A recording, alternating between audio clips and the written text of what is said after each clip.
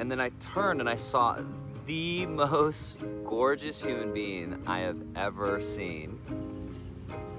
It's a lot harder than I thought. So I have an album coming out this week, and I wrote it about me and my late wife, Courtney, who passed away in 2022.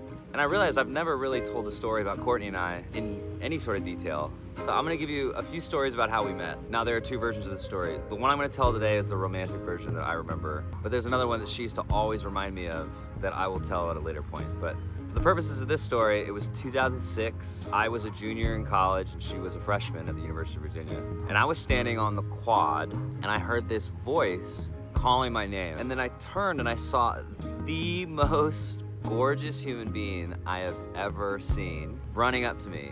And it was Courtney, and she was blonde. She was wearing a white skirt.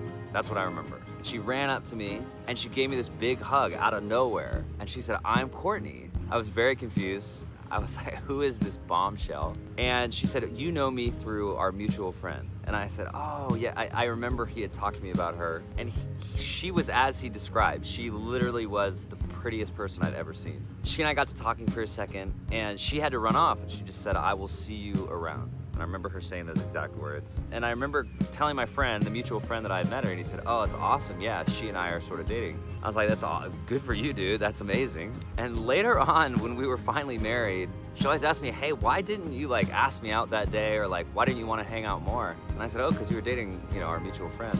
And she said, "What are you talking about?" And she proceeded to tell me that they had never dated, and that he just told me that because he wanted to date her, but he knew that I was gonna be head over heels for this girl.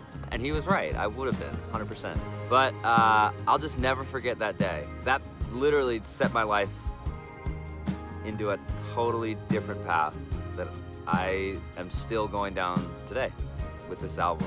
And man, well, I may tell some more stories, but felt like I had to tell that one.